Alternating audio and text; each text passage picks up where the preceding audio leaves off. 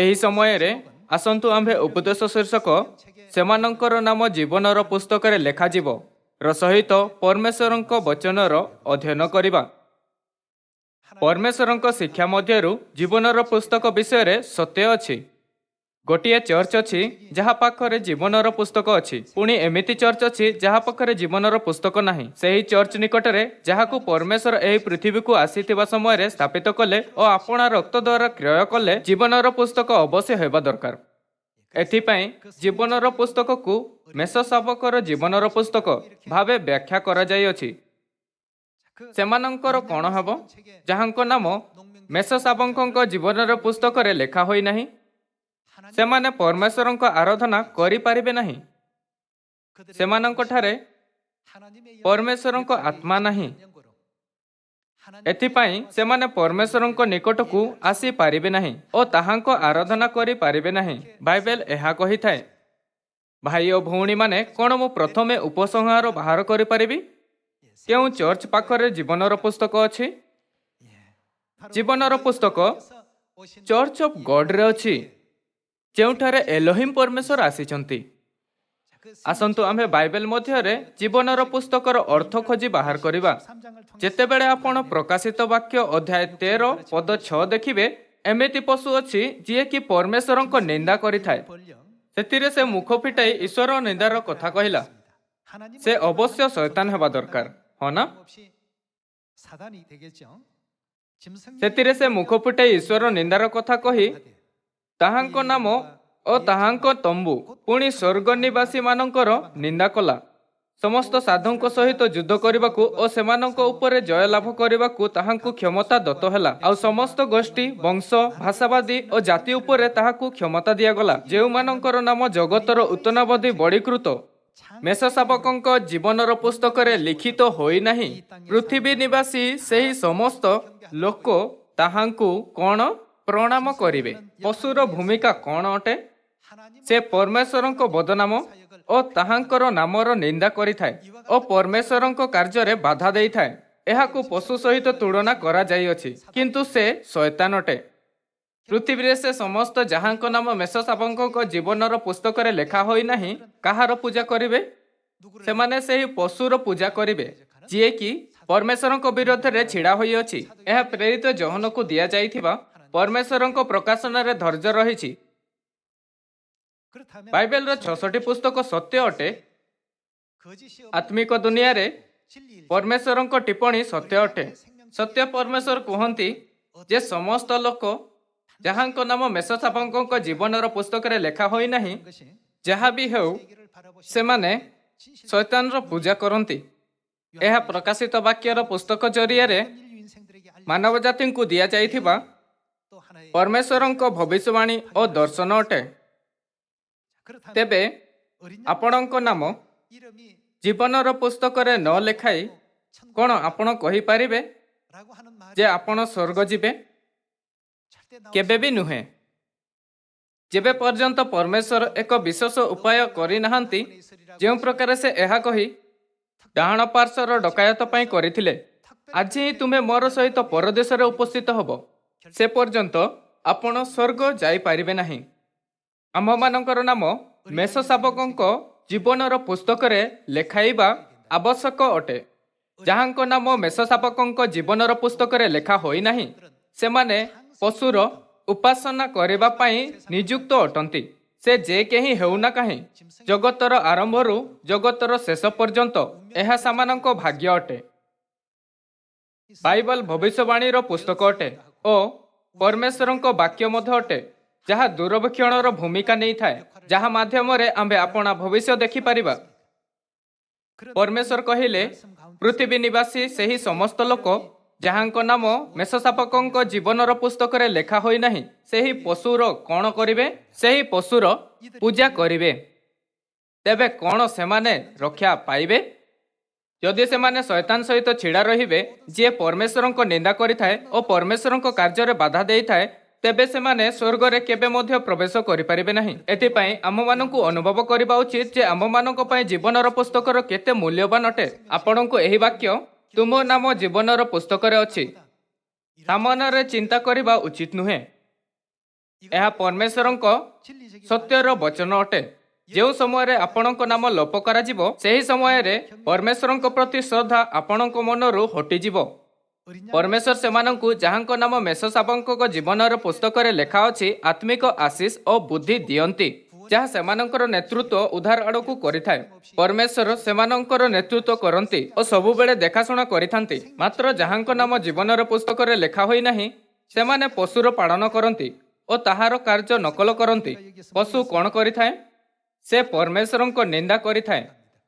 ପରମେଶ୍ୱର ପ୍ରେରିତ ଯୋହନଙ୍କୁ ଦେଇଥିବା ଦର୍ଶନରୁ ଜୀବନର ପୁସ୍ତକର ମହତ୍ଵ ଓ ଯାହାଙ୍କ ନାମ ଜୀବନର ପୁସ୍ତକରେ ଲେଖା ହୋଇନାହିଁ, ସେମାନେ କ'ଣ କରିବେ ଦେଖାଇଲେ। ସମସ୍ତ ଲୋକେ ଆମମାନଙ୍କୁ ନିଜ ନାମ ଜୀବନର ପୁସ୍ତକରେ ଲେଖାଯାଇଥିବା ତଥ୍ୟ ବିଷୟରେ କେମିତି ଅନୁଭବ କରିବା ଉଚିତ? କ'ଣ ଆମମାନଙ୍କୁ ଏହା ଗାନ କରୁଥାଇ ଆମ୍ଭେ କେତେ ଧନ୍ୟ ଅଟୁ, ଆମ୍ଭେ କେତେ କୃତଜ୍ଞ ଅଟୁ, ପରମେଶ୍ୱରଙ୍କ ସ୍ତୁତି କରିବା ଉଚିତ ନୁହେଁ? ଆସନ୍ତୁ ଆମେ ଲୁକ ଅଧ୍ୟାୟ 10 ପଦ 17କୁ ଦେଖିବା। ଏଥିଉତ୍ତରେ ସେହି 70 ଜଣ ବାହୁଡ଼ି ଆସି ଆନନ୍ଦ କରି କହିଲେ, ପ୍ରଭୁ, ଭୂତମାନେ ସୁଦ୍ଧା ଆପଣଙ୍କ ନାମରେ ଆମ୍ଭମାନଙ୍କ ବସଡ଼ି ଭୂତ ଅଟନ୍ତି। କିନ୍ତୁ ସେ ସେମାନଙ୍କୁ କହିଲେ, ବିଜୁଳି ପରି ସ୍ୱର୍ଗରୁ ଶୟତାନକୁ ପଡ଼ିବା ମୁଁ ଦେଖୁଥିଲି। ଦେଖ, ମୁଁ ତୁମମାନଙ୍କୁ ସାପ ଓ ବିଛା ଉପରେ ଚାଲିବା କ୍ଷମତା ଦେଇଅଛି, ପୁଣି ଶତ୍ରୁର ସମସ୍ତ ଶକ୍ତି ଉପରେ ମଧ୍ୟ କ୍ଷମତା ଦେଇଅଛି, ଆଉ କିଛି କୌଣସି ପ୍ରକାର ତୁମମାନଙ୍କର କ୍ଷତି କରିବ ନାହିଁ। ତଥାପି ଆତ୍ମାମାନେ ଯେ ତୁମମାନଙ୍କର ବଶୀଭୂତ ଅଟନ୍ତି, ଏଥିରେ ଆନନ୍ଦ କର ନାହିଁ। କିନ୍ତୁ କାହା ଦ୍ୱାରା ଆନନ୍ଦ କର? ତୁମମାନଙ୍କର ନାମ ଯେ ସ୍ୱର୍ଗରେ ଲେଖା ଅଛି, ଏଥିରେ ଆନନ୍ଦ କର। ସେ କହିଲେ ଯେ ଆମମାନଙ୍କୁ ଆନନ୍ଦ ହେବା ଉଚିତ ଯେ ଆମ୍ଭମାନଙ୍କର ନାମ ଜୀବନର ପୁସ୍ତକରେ ଲେଖା ଅଛି। ଯେମିତି ପ୍ରେରିତମାନେ କହିଲେ, ଭୂତମାନେ ସୁଦ୍ଧା ଆମମାନଙ୍କ ବଶୀଭୂତ ଅଟନ୍ତି, ଯୀଶୁ ଉତ୍ତର ଦେଲେ, ସେହି ପ୍ରକାର ସାମର୍ଥ ଘମଣ୍ଡ କର ନାହିଁ, ସେହି ପ୍ରକାର ବସ୍ତୁରେ ଆନନ୍ଦ କର ନାହିଁ, ମାତ୍ର ଏଥିରେ ଆନନ୍ଦ କର ଯେ ତୁମମାନଙ୍କର ନାମ ଯେ ସ୍ୱର୍ଗରେ ଲେଖା ଅଛି। ସମସ୍ତ ଲୋକ, କ'ଣ ଆପଣଙ୍କ ନାମ ସ୍ୱର୍ଗର ଜୀବନ ପୁସ୍ତକରେ ଲେଖା ଅଛି ନା ନାହିଁ? ଯଦି ଲେଖା ଅଛି, ତେବେ ଆଜି ବିଶ୍ରାମ ଦିନରେ ଏହି ସମୟରେ ଆସନ୍ତୁ ଆମେ ପରମେଶ୍ୱରଙ୍କୁ କହିବା, ମୁଁ ସତରେ ବହୁତ ଖୁସି ଅଛି, ଆପଣଙ୍କୁ ବହୁତ ଧନ୍ୟବାଦ। କ'ଣ ଆମମାନଙ୍କୁ ପରମେଶ୍ୱରଙ୍କ ମହିମା ଓ ସ୍ତୁତି କରିବା ଉଚିତ ନୁହେଁ? ଆମେମାନେ ସ୍ୱର୍ଗରେ ପାପ କରିଥିଲୁ ଓ ଏହି ପୃଥିବୀରେ ନିକ୍ଷିପ୍ତ କରାଗଲୁ। ସ୍ୱର୍ଗରୁ ବହିଷ୍କୃତ କରାଯାଇଥିବା ଅପରାଧୀ ଏହି ପୃଥିବୀରେ ରହିଛନ୍ତି। ସେହି ଆତ୍ମା ଯେଉଁମାନେ ସ୍ୱର୍ଗରେ ପାପ କଲେ ଏହି ପୃଥିବୀରେ ଅର୍ଥାତ୍ କାରାଗାରରେ ବନ୍ଦୀ ଅଛନ୍ତି, ଯାହା ଆତ୍ମାଙ୍କ କାରାଗାର ଅଟେ। ସ୍ୱର୍ଗ ରାଜ୍ୟକୁ ଫେରିଯିବାକୁ ହେଲେ ଆମମାନଙ୍କୁ ପରମେଶ୍ୱରଙ୍କ ମାନକରୁ ସେହି ଲୋକଙ୍କ ରୂପରେ ମାନ୍ୟତା ପ୍ରାପ୍ତ କରିବା ଉଚିତ, ଯେଉଁମାନେ ବାସ୍ତବରେ ପଶ୍ଚାତାପ କରନ୍ତି। ସେହି ପ୍ରକାର ଲୋକଙ୍କ ନାମ କେଉଁଠି ଲେଖାଯିବା ଉଚିତ? ଜୀବନର ପୁସ୍ତକରେ। ଯେତେବେଳେ ଆପଣଙ୍କ ବାପ୍ତିସ୍ମା ହେଲା, ସେତେବେଳେ ଆପଣଙ୍କ ନାମ ଲେଖାଯାଇଥିଲା, ହଁ ନା? ଆପଣ ଚିନ୍ତା କରିପାରନ୍ତି, ତାହା କେବଳ ଏହି ପୃଥିବୀରେ ନାମ ଲେଖାଇବା ଅଟେ, ତାହାର ସ୍ୱର୍ଗର ସହିତ କ'ଣ ନେବା ଦେବାର ଅଛି? ଯୀଶୁ କହିଲେ, ଯେବେ ଆପଣ ପୃଥିବୀରେ ବାନ୍ଧିବେ, ତେବେ ତାହା କେଉଁଠାରେ ବନ୍ଧାଯିବ? ତାହା ସ୍ୱର୍ଗରେ ବନ୍ଧାଯିବ। ଯାହା କିଛି ଆପଣ ପୃଥିବୀରେ ଖୋଲିବେ, ତାହା ସ୍ୱର୍ଗରେ ଖୋଲାଯିବ। ଏଥିପାଇଁ ଯେବେ ଆପଣଙ୍କ ବାପ୍ତିସ୍ମା ହୋଇଥାଏ, ସେତେବେଳେ ଆପଣ ନିଜ ନାମକୁ ପଞ୍ଜୀକୃତ କରିଥାନ୍ତି। ଆମମାନଙ୍କର ପାପ ହେତୁ ଆମ୍ଭେ ସ୍ୱର୍ଗରୁ ଏହି ପୃଥିବୀକୁ ବହିଷ୍କୃତ ହେଲୁ। କିନ୍ତୁ ଏହି ପୃଥିବୀରେ ଆମ୍ଭମାନଙ୍କୁ ପରମେଶ୍ୱରଙ୍କ ଅନୁଗ୍ରହ ଦିଆଗଲା। ଆମ୍ଭେ ଖ୍ରୀଷ୍ଟଙ୍କ ବହୁମୂଲ୍ୟ ରକ୍ତ ଦ୍ୱାରା କ୍ଷମା ପାଇଅଛୁ। ଆମ୍ଭେ ପରମେଶ୍ୱରଙ୍କ ସମସ୍ତ ଶିକ୍ଷାର ପାଳନ କରିବାର ମନ ସହିତ ବପ୍ତିସ୍ମା ନେଇଅଛୁ। ଯେତେବେଳେ ଆମ୍ଭେ ଆପଣା ଜୀବନରେ ପରମେଶ୍ୱରଙ୍କ ସମସ୍ତ ବଚନର ପାଳନ କରିବା, ତେବେ ଅନ୍ତିମ ଦିନରେ ପରମେଶ୍ୱର ଜୀବନର ପୁସ୍ତକରେ ଲିଖିତ ଆମ୍ଭମାନଙ୍କର ନାମ ଡାକିବେ। କିମ୍ ଅମୁକ, ଆଗକୁ ଆସ। ଲି ଅମୁକ, ଆଗକୁ ଆସ। ରାହୁଲ, ଆଗକୁ ଆସ। ପ୍ରିୟା, ଆଗକୁ ଆସ। ଲୋକଙ୍କ ମଧ୍ୟରୁ ଯାହାଙ୍କ ନାମ ପରମେଶ୍ୱରଙ୍କ ଦ୍ୱାରା ଡକାଯିବ, ସେମାନେ ପରମେଶ୍ୱରଙ୍କ ରାଜ୍ୟରେ ଫେରିବେ। ସେମାନଙ୍କ ନାମ ଜୀବନର ପୁସ୍ତକରେ ଲେଖା ଅଛି। ସେମାନେ ପ୍ରତିଦିନ ପରମେଶ୍ୱରଙ୍କ ବଚନ ଦ୍ୱାରା ଶୁଦ୍ଧ ହୋଇଥାନ୍ତି। ଯଦିଓ ସେମାନେ ଜାଣନ୍ତି କି ଜାଣନ୍ତିନି, ପରମେଶ୍ୱର ସେମାନଙ୍କ ଉପରେ ପ୍ରତିଜ୍ଞା କରିଥିବା ସ୍ୱର୍ଗର ଆଶୀଷ ଅନବରତ ଦେଉଛନ୍ତି। ପାପୀ ଦେହ ସହିତ ଆମମାନଙ୍କର ନାମ ସ୍ୱର୍ଗରେ ନିଆଯିବ ନାହିଁ। ତେବେ ଆମମାନଙ୍କୁ କ'ଣ କରିବା ଉଚିତ? ସ୍ୱର୍ଗ ରାଜ୍ୟ ନିମନ୍ତେ ଆମମାନଙ୍କ ନାମ ଜୀବନର ପୁସ୍ତକରେ ଲେଖାଇବା ହେତୁ କ'ଣ କରିବା ଆବଶ୍ୟକ ଅଟେ?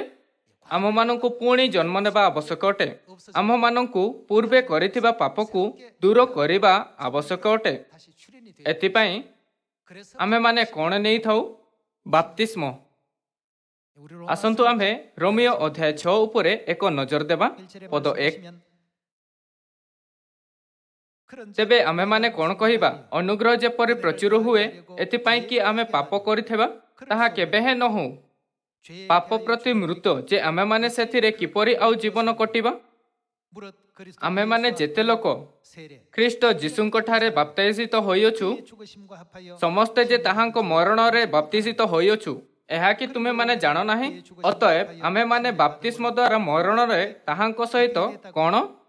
ତାହାଙ୍କ ସହିତ ସମାଧି ପ୍ରାପ୍ତ ହୋଇଅଛୁ, ଯେପରି ଖ୍ରୀଷ୍ଟ ପିତାଙ୍କ ଗୌରବ ଦ୍ୱାରା ମୃତ୍ୟୁମାନଙ୍କ ମଧ୍ୟରୁ ଯେଉଁ ପ୍ରକାର ଉତ୍ଥିତ ହେଲେ, ଆମମାନଙ୍କୁ ମଧ୍ୟ ସେହି ପ୍ରକାର ଜୀବନର ନୂତନ ଭାବରେ ଆଚରଣ କରୁ। କାରଣ ଯଦି ଆମେମାନେ ତାହାଙ୍କ ମୃତ୍ୟୁର ସଦୃଶରେ ମୃତ୍ୟୁ ଭୋଗ କରି ତାହାଙ୍କ ସହିତ ଏକୀଭୂତ ହୋଇଅଛୁ, ତାହେଲେ ନିଶ୍ଚୟ ତାହାଙ୍କ ପୁନରୁତ୍ଥାନର ସଦୃଶରେ ମଧ୍ୟ ଉତ୍ଥିତ ହୋଇ ତାହାଙ୍କ ସହିତ ଏକୀଭୂତ ହେବା।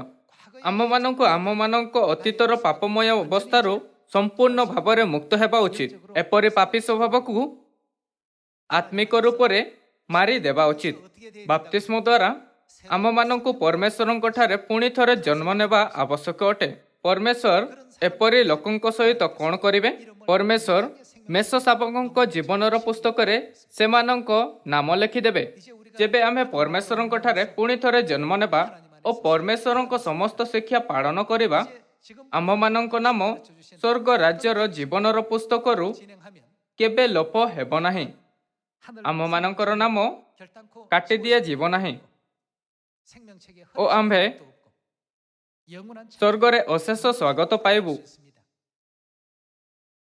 ଏହା ଦ୍ୱାରା ଆନନ୍ଦିତ ହୁଅ କି ତୁମ୍ଭ ନାମ ସ୍ୱର୍ଗର ଜୀବନର ପୁସ୍ତକରେ ଲେଖା ଅଛି। କ'ଣ ଆମ୍ଭମାନଙ୍କୁ ଏହି ସମସ୍ତର ଅନୁଭବ କରିବା ଉଚିତ ନୁହେଁ?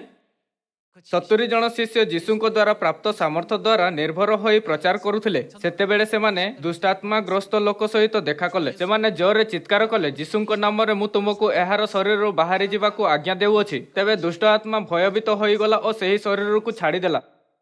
ସେମାନେ ବହୁତ ଉତ୍ତେଜିତ ଥିଲେ। ସେମାନେ ଯୀଶୁଙ୍କ ନିକଟକୁ ଆସିଲେ ଓ ତାହାଙ୍କ ବିଷୟରେ ଜିଦ୍ କରିବାକୁ ଲାଗିଲେ, ହେ ପ୍ରଭୁ, ଆପଣଙ୍କ ନାମରେ ଦୁଷ୍ଟ ଆତ୍ମା ମଧ୍ୟ ଆମମାନଙ୍କ ନିୟନ୍ତ୍ରଣରେ ଅଛି। ସେମାନେ ଆମକୁ ଭୟଭୀତ ହେଲେ। ତାହା ବିସ୍ମୟକାରୀ ଥିଲା।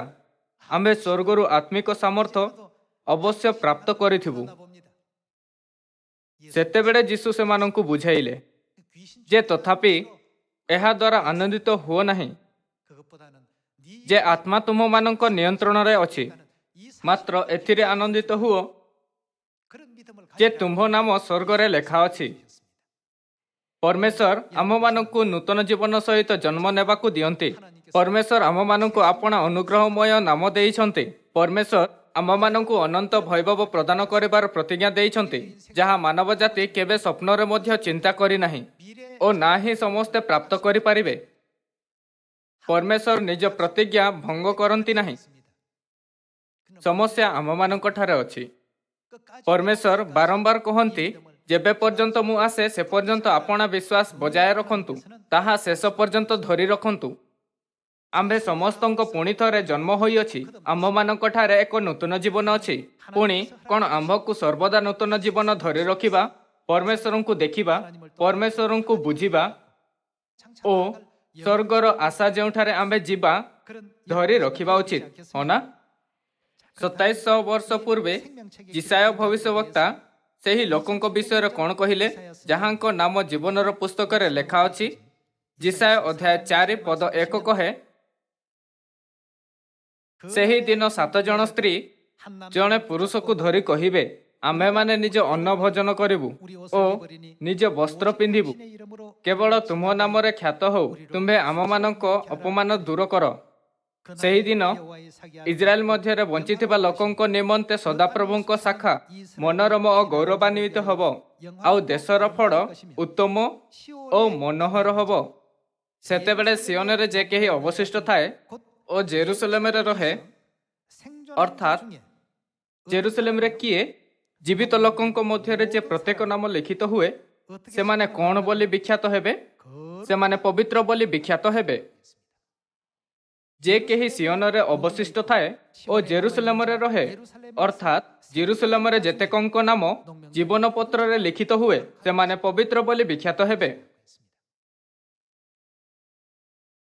ଆପଣଙ୍କ ନାମ ଲେଖା ହୋଇଅଛି କି ନାହିଁ ବହୁତ ମହତ୍ୱପୂର୍ଣ୍ଣ ଅଟେ, ହଁ ନା? ଅତୀତରେ ଭିଏତନାମ ଉତ୍ତର ଓ ଦକ୍ଷିଣରେ ବିଭାଜିତ କରାଯାଇଥିଲା ଏବଂ 1975ରେ ଭିଏତନାମର ଏକ ସାମ୍ୟବାଦୀ ଦେଶ ଭାବରେ ପୁନଃ ଏକତ୍ରୀକରଣ ହେଲା।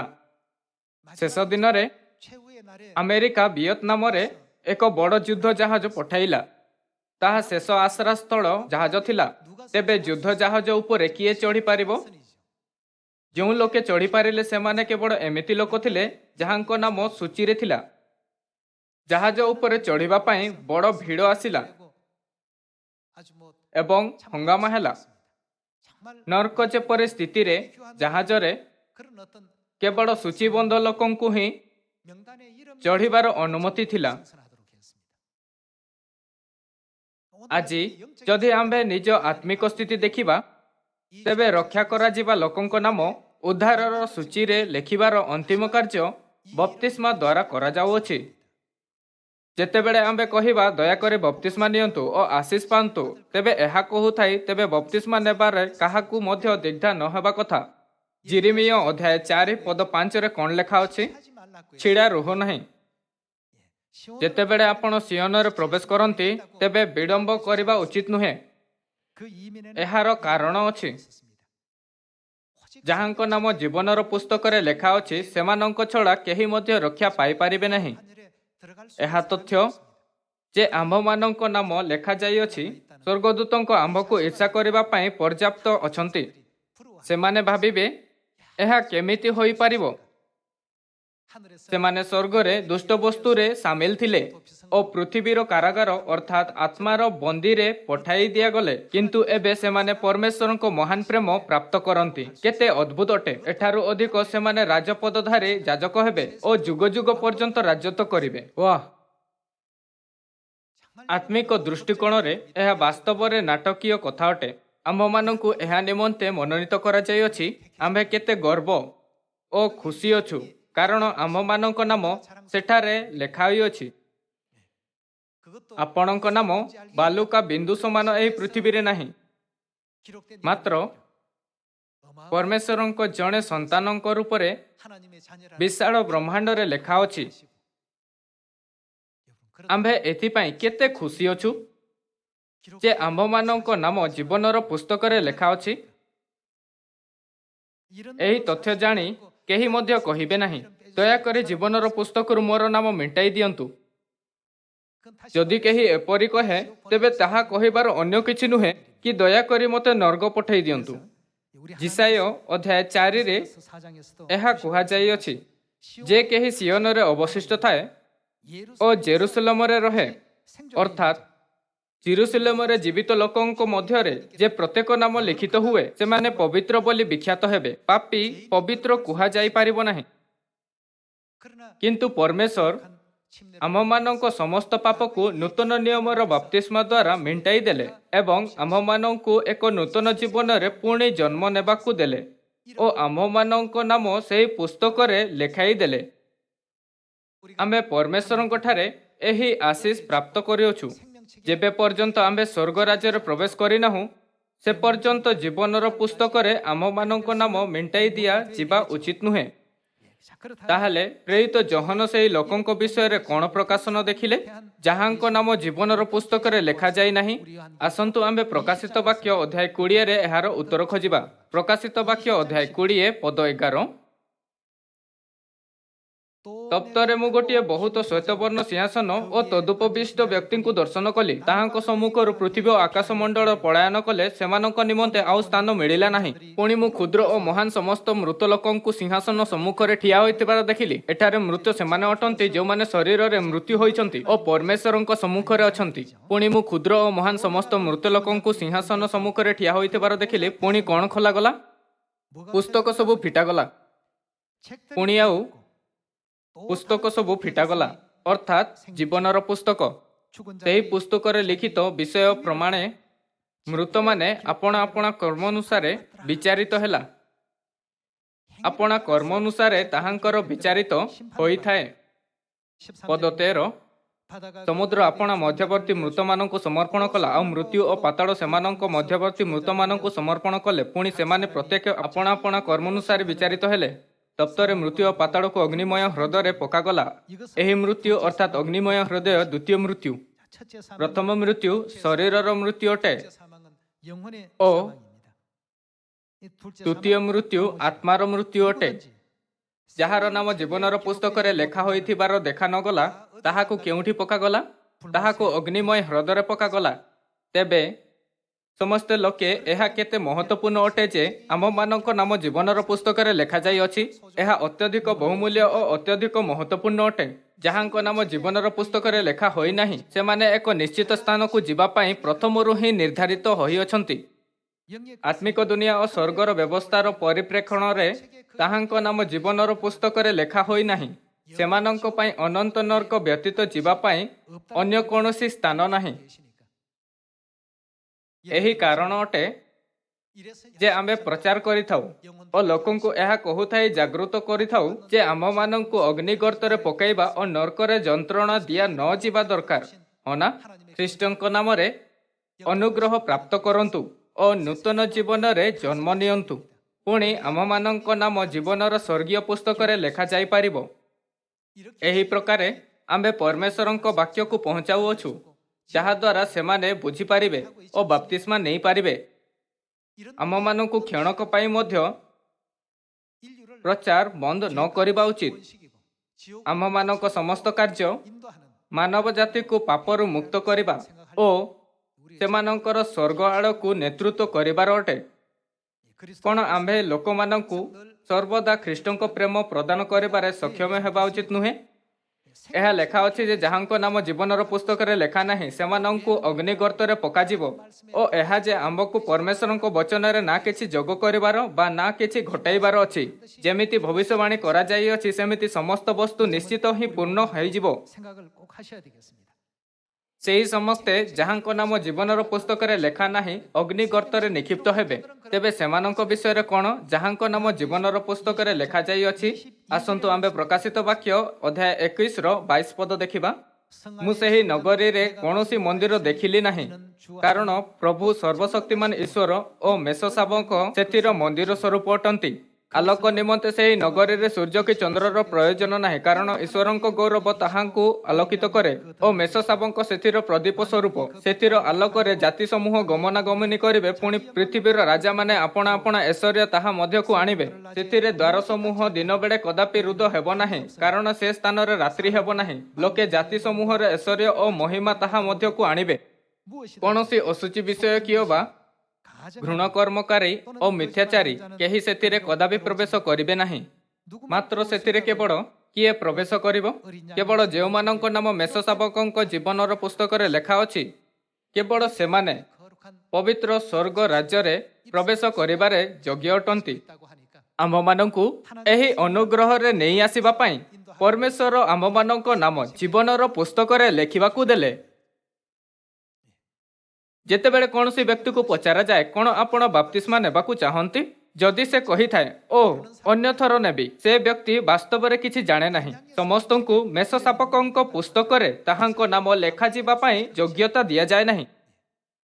ଲୋକଙ୍କ ମଧ୍ୟରୁ କେବଳ ଯେଉଁମାନେ ପରମେଶ୍ୱରଙ୍କ ବିଶେଷ ଅନୁଗ୍ରହ ପ୍ରାପ୍ତ କରନ୍ତି ଜୀବନର ଭୋଜ ଅର୍ଥାତ୍ ବାପ୍ତିସ୍ମାରେ ଭାଗ ନେଇପାରିବେ। ଯେତେବେଳେ ଆମ୍ଭେ ଏହା ବିଷୟରେ ଚିନ୍ତା କରିଥାଉ, ସେତେବେଳେ ଆମମାନଙ୍କ ନାମ ଜୀବନର ପୁସ୍ତକରେ ଲେଖାଯିବା ବହୁତ ବିସ୍ମୟକାରୀ ଅଟେ। ବାଇବେଲ କହିଥାଏ ସେଥିରେ କେହି ପ୍ରବେଶ କରିପାରିବେ ନାହିଁ। ଲୋକେ ଜାତି ଜାତିର ବୈଭବର ବସ୍ତୁ ସେଥିରେ ଆଣିବେ, ମାତ୍ର ସେଥିରେ କୌଣସି ଅପବିତ୍ର ବସ୍ତୁ ବା ଘୃଣ କାର୍ଯ୍ୟ କରୁଥିବା ବ୍ୟକ୍ତି ଅବା ମେଥ୍ୟକାରୀ କୌଣସି ପ୍ରକାର ପ୍ରବେଶ କରିବ ନାହିଁ। ମାତ୍ର ସେମାନେ ଯାହାଙ୍କ ନାମ ମେଷଶାବକଙ୍କ ଜୀବନର ପୁସ୍ତକରେ ଲେଖା ଅଛି। ଦୁନିଆ ଯାହା ସେମାନଙ୍କ ନିମନ୍ତେ ପ୍ରସ୍ତୁତ କରାଯାଇଅଛି ଏତେ ସୁନ୍ଦର ଓ ମହିମାମୟ ଅଟେ, ଯାହା କୌଣସି ଆଖି ଦେଖି ନାହିଁ, କୌଣସି କର୍ଣ୍ଣ ଶୁଣି ନାହିଁ ଓ କୌଣସି ହୃଦୟ ବୁଝି ନାହିଁ। ପରମେଶ୍ୱର ଏପରି ଦୁନିଆ ପ୍ରସ୍ତୁତ କରୁଛନ୍ତି। ସମସ୍ତ ଲୋକେ ଏହି ଅର୍ଥରେ एबे आम्हे परमेश्वर को आराधना करुथाई एक बहुत सार्थक समय नेउअछु। आसंतु आम्हे दानिएल अध्याय 12 रे जारी रखिबा। दानिएल अध्याय 12 पद 1। सेही समय रे तुम लोकंक संतानगणर साहाय्यकारी मिखाएल महान अधिपति ठिया हेबो ओ मनुष्य गोष्ठी स्थिति काल ठारू से समय पर्यंत जो प्रकार संकटर काल उपस्थित हेबो आउ तुम गोष्ठी उत्पन्न हेबा समय ठारू नेई एबे पर्यंत केबे होई नाही हेबो नाही। आउ तुम गोष्ठी जे प्रत्येकर नाम पुस्तक रे लिखित होई अछि सेमाने कोन हेबे? सेमाने उद्धार पाइबे। सेही समस्त लोक जहांक नाम मेषशाबकଙ୍କ जीवनर पुस्तक रे लेखा अछि उद्धार पाइबे। तेबे किछि लोक कहि पारंती कारण मु आज बाप्तिस्मा नेली एबे मु रक्षा पाई अछि, जदिओ मु धार्मिक जीवन अतिबाहित करे बा नाही सबु किछि ठीक हेबो कारण मो नाम एथिरा लेखा अछि। मात्र जीवनर पुस्तक निमंते आउ एक जादुर विशेषता अछि। आम मानक कर्मर आधार रे आम मानक नाम अधिक महान होई पारिबो बा फिका होई पारे बा केबे केबे नष्ट मध्य होई पारे। आपण चाहंती जे सेतिरे थरे लेखा होइथिबा नाम सबुदिन पई रहिथाउ। जेउ माने कठिन परिश्रम करंती सेमानंक नाम रे गभीर रंगर मुद्रा लगाजिबो एवं जेउ माने करंती नाही सेमानंकर नाम फिका होई जिवो। एहा कुहा जायथिला जे जेउ माने दुष्टतारे रहिबे सेमानंक नाम शेषरे लोप होई जिवो। एहा मोर शब्द नुहे मात्र बाइबेल रे परमेश्वरंक वाक्य अटे। कारण परमेश्वर आम मानक जीवनर पुस्तक विषय रे विस्तार भाव रे जानिबाकु देले आम मानक अपना नाम जीवनर पुस्तक रु न मिंटाइबा पई संपूर्ण चेष्टा करिबा उचित, नष्ट करा जिवो। आसंतु आम्बे जीवनर पुस्तकर किछि विशेषत्व को खोजिबा। गीत संहिता अध्याय 69 रो 27 पद। सेमानंक अपराध रे अपराध जोग करो ओ सेमाने तुम धार्मिकता रे अंशी न हेउंतु। जीवन पुस्तक रु सेमानंक नाम लुप्त हो ओ धार्मिक मानंक सहित लेखा न जाऊ। जदिओ जीवनर पुस्तक रे गोटिए नाम लेखा अछि, जदि ताहा परमेश्वर को त्याग करी घृणा कार्य करे और दुष्टतारे रहे तेबे ताहांक नाम जीवनर पुस्तक रु लोप करा जिवो। लोप करा जिवर अर्थ अटे नष्ट करा जिवो। जीवनर पुस्तक रु नाम रद्द होई पारे। आसंतु आम्बे यात्रा पुस्तक अध्याय 32 रो पद 30 ऊपर एक नजर देबा। तहु आर दिन मशा लोकमानंकु कहिले तुमे माने महापाप करिअछो। एबे मु सदाप्रभुଙ୍କ निकटକୁ आरोहण करुअछि। जेबे होई पारे तेबे मु तुमମାନଙ୍କ पापर प्रायश्चित करिवि। अंतरर मशा सदाप्रभुଙ୍କ निकटକୁ फेरी जाई कहिले हाय हाय एही लोकमाने महापाप करी आपणମାନଙ୍କ निमन्ते स्वर्ण देवता निर्माण कले। तथापि एबे तुमे जेबे सेमानଙ୍କ पाप क्षमा करिवो जेबे न करिवो तेबे कोन? तेबे मु विनय करुअछि तुमरो लिखित पुस्तकरु मोहर नाम काटी पकाओ। बाइबेल को हे पुस्तकरु मोहर नाम काटी पकाओ। आसंतु आम्बे पद 33 रे एक नजर देबा। तथापि एबे तुमे जेबे सेमानंक पाप क्षमा करिवो जेबे न करिवो तेबे मु विनय करुछि तुमरो लिखित पुस्तकरु मोहर नाम काटी पकाओ। तहिरे सदाप्रभु मशांकु कहिले जेउ लोक आम्ब विरोध रे पाप करिअछि ताहार नाम रे आम्बे कोन करिबा? आम्बे आपण पुस्तकरु ताहार नाम काटी पकाइबा। परमेश्वर को सर्वदा धार्मिकता पसंद अछि और सबु किछि धैर्यर सहित सहय करंती जहा द्वारा ताहांक लोक सत्यर मार्ग रे चली पारिबे। मात्र कोन हबो जदि से माने खराब रास्ता को अपनाई रखिबे? सेमानंक नाम परमेश्वरंक जीवन पुस्तक मेषशाबकଙ୍କର जीवन पुस्तकर कोन नष्ट करा जिवो। परमेश्वर कहिबे मु सेही लोकंकु क्षमा करि पारिबि नाही आ मु सेमानंकर नाम लोप करिबि। एहा परमेश्वरंक प्रबंध ओ इच्छा अटे। एथिपाई परमेश्वर कहते जीवन देवा पर्यंत विश्वासी रुह तेबे मु तुमको जीवनर मुकुट प्रदान करिबि। हाँ ना? प्रकाशित वाक्य अध्याय 3 पद 5। जे जय करे से एही प्रकार शुक्ल वस्त्र परिहित हेबो आउ आम्बे जीवन पुस्तकरु ताहार नाम कौनसी प्रकारे लोप न करी आम्भर पिता और ताहांक दूतमानक सम्मुखरे ताहार नाम स्वीकार करिबु। किछि लोकंक नाम एही जीवन पुस्तक रे फिका पड़ी जाए। जेतेबेले आम मानक विश्वास दुर्बल होई थाए तेबे आम मानक नाम मध्य जीवन पुस्तक रे फिका और अस्पष्ट होई जाए और जदि एही अवस्था अधिक समय पर्यंत रही थाए तेबे परमेश्वर शेष रे आम मानक नाम को जीवनर पुस्तक रु काटी देबे। भाई और भौणी माने एही वचन को बाइबेल रे शाब्दिक रेकर्ड भाबी सरलता रे स्वीकार करंतु नाही। केवल गोटे दुनिया जहाँ आमे देखिपारिबु ताहा तृतीय आयामर भौतिक दुनिया अटे। आम्भे एहाकु बुझी पारिबा नाही। जहाँ परमेश्वर पंचम बा ताठारु अधिक आयामर दुनिया रे कहंती। एथिपाई परमेश्वर आममानकु एहा बुझिबारे साहाय्य करिबा पाई मानवीय शब्द उपयोग करी आपण संदेश दियंती। हो ना? परमेश्वर कहंती जीवन देवा पर्यंत विश्वासी रुह, तेबे मु तुमको जीवनर मुकुट प्रदान करिबी। परमेश्वर काहेकि कहंती जे जीवन देवा पर्यंत विश्वासी रुह? परमेश्वर प्रति विश्वासर स्थिति अनुसार जीवनर पुस्तक रे आमर अधिक उज्जड़ित होई पारे बा फिका पड़ी पारे। जदि आम मानकर विश्वास दुर्बल रहे, परमेश्वर शेष में कहिबे मु तुमको धैर्यपूर्वक सह्य करिअछि, मात्र तुमे पश्चाताप करिबारे इच्छा करुनथिल, तथापि मध्य तुमर बाप्तिस्मा होइअछि। मु तुमको मेष शावकर जीवनर पुस्तकरू लोप करिबि। मते आशा अछि जे आपणक मध्यरु काहारी मते जीवनर पुस्तकरू नाम लोप कराजिब नाही। परमेश्वर कहंती केवल सेमाने जहांक नाम मेष शावकंकर जीवनर पुस्तक रे लेखा अछि पवित्र नगर प्रवेश करि पारिबे। मु चाहे जे सियनर आपण समस्त भाई और भौणी सही प्रकार महिमामय आशीष पांतु। आज आसंतु आमे खुशी हेबा जे आंभर नाम जीवनर पुस्तक रे लेखा अछि। स्वर्गर जीवनर पुस्तक रे मोर नाम केते उज्जवल रे चमकु अछि, मोर नाम सेठारे केते फिका और स्पष्ट अछि। जदि आपण चिंता करंती जे बोधे आपणक नाम फिका और स्पष्ट अछि, तेबे आपण निजको निर्माण करबा अछि जहा द्वारा आपणकर नाम चमकी पारिबो। हो ना? आपणको से पर्यंत सेमिति करबा आवश्यकता अछि जे पर्यंत आपणक नाम परमेश्वरक ध्यान आकर्षित न करे। एठारे एक नाम अछि जहा उज्जवलतार चमकु अछि। एहा काहार नाम अटे? आसंतु आमे एहा निश्चित करबा जे आंभर नाम परमेश्वरक ध्यान आकर्षित करबा योग्य चमकु अछि, जहा द्वारा आमे पिता और माता को अधिक प्रसन्न करि पारिबा और ताहांको महिमा करि पारिबा। जेबेठारु आमे स्वर्ग रे पाप कलु, तेबेठारु आमे एही पृथ्वी को बहिष्कृत हेलु। मात्र मु आपणक ठारे स्वर्गीय राजकुमार और राजकुमारी रूप में स्वर्ग फेरीजिबा योग्य संपूर्ण रूप में पश्चाताप करबा पई अनुग्रह पूर्वक कहूछि। मते आशा अछि जे आपण एही उपदेश द्वारा परमेश्वरक ठारू प्रचुर अनुग्रह प्राप्त करियछन्ति। आपणको धन्यवाद।